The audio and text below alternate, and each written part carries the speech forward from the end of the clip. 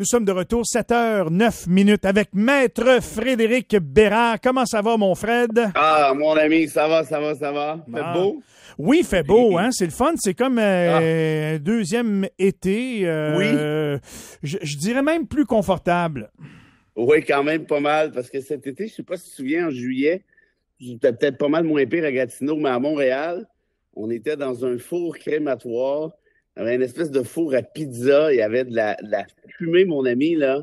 Écoute, j'en ai eu, là, puis j'étais pas tout seul, là. Je faisais de la radio chez vous à Cogeco avec mon chum Lévesque, puis on arrivait dans le studio les deux sur l'heure du midi, boursouflés comme des ballons. Ça nous picotait dans la gorge. Et quand j'ai regardé les indicateurs, j'étais parti en Turquie, je sais pas si tu te rappelles, genre Oui. le début août, après la saison. Là, je me dis, hey, Turquie venait de faire 50 degrés, ça n'a pas de maudit bon sens, mais j'avais déjà acheté mes billets. Je suis arrivé là-bas, mon vieux, l'air pur. Ouais. Je respirais, écoute, pouf, comme au sanatorium. Fait que Montréal, t'es en train de cramer, puis la Turquie, top notch. Fait que tout ça pour dire que oui, on va le prendre ce deuxième été-là, tu peux être sûr. Parenthèse, là, vite fait, toi puis ton chum Lévesque, là, vous allez prendre, je comprends bien, les ondes de la fin de semaine très bientôt, là? Oui, ça commence samedi, en fait. Fait que je vais être là samedi et dimanche. Fait que là, tu vas travailler 7 jours sur 7, c'est quoi l'affaire? Ouais, c'est ça l'affaire, ouais. C'est ça qu'on me dit, là. Ouais. Tu m'as pas appelé pour me dire que tu voulais... Non? Penses-tu que je ne sais pas ton opinion? Hein? C'est ça. Oui, c'est Toi, ça. penses-tu que tu sais-tu, mon...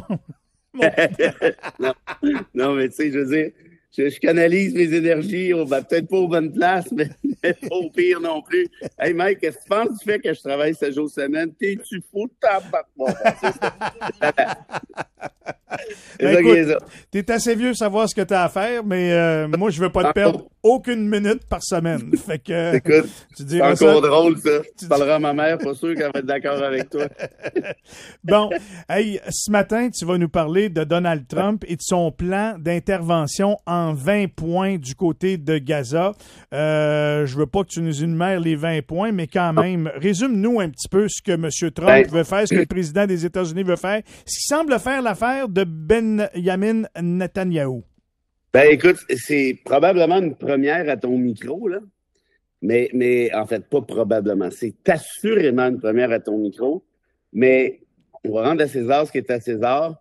Ce matin, je lance une demi-fleur à Donald. Non, mais lance-y au complet. Là, on part de loin. Donne-y le bouquet.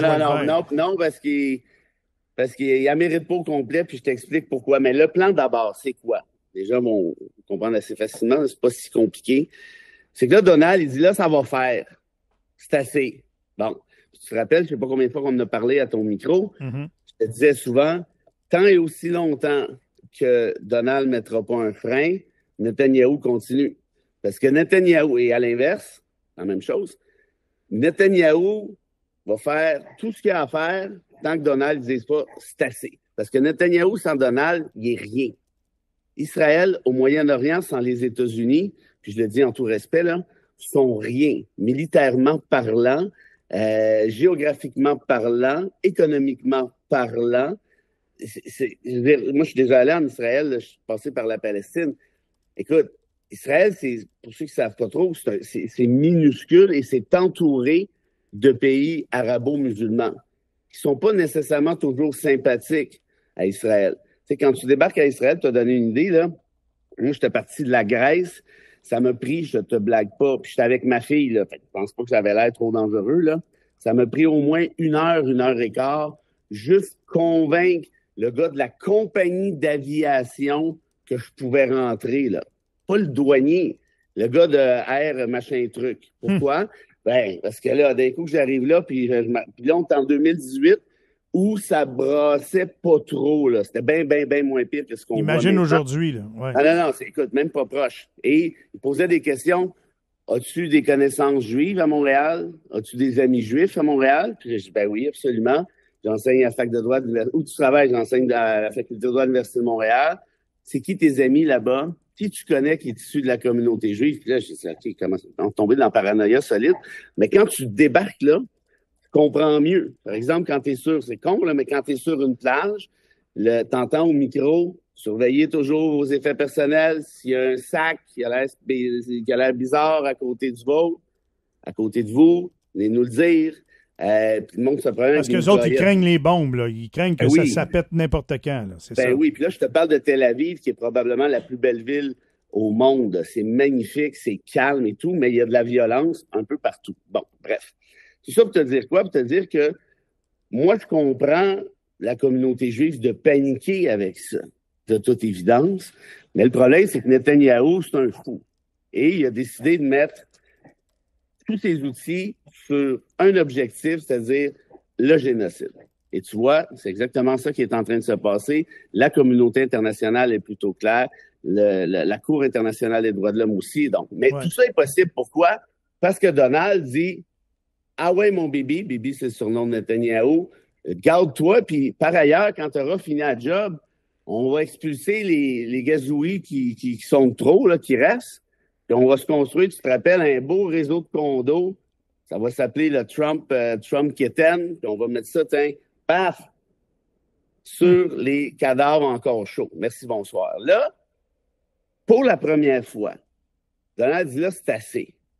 Là, il va y avoir un plan de paix. Et le plan de paix, c'est quoi essentiellement? Je ne vais pas rentrer dans les 20 points, mais en gros, là, c'est que le party est fini. Là.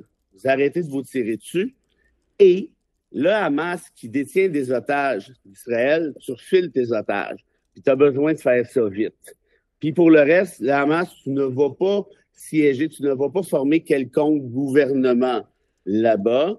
Bon, évidemment qu'il y a un prérequis très, très pro-Israël dans son plan, mais il y a quand même la condition de fond suivante, c'est que là, vous arrêtez de tirer. Fait qu'écoute, si tu demandes à un gars comme moi si je suis pour, oui, évidemment, à 1 million de 1000%. Puis salut à Donald là-dessus. Puis je pense pas que je vais faire ça souvent dans ma vie, là, fait que prenez une petite note. Par contre, si ça c'est arrivé, ça arrive pourquoi? Faut mettre ça en contexte, là. Qu'est-ce qui est arrivé la semaine passée, là, peut-être 8-10 jours? Le Canada, la France, pour la première fois, reconnaissent l'État de la Palestine. Ouais. Tu l'as vu passer, celle-là? Puis moi, je me rappelle, j'avais dit sur d'autres zones, à la télé, c'est gros, là.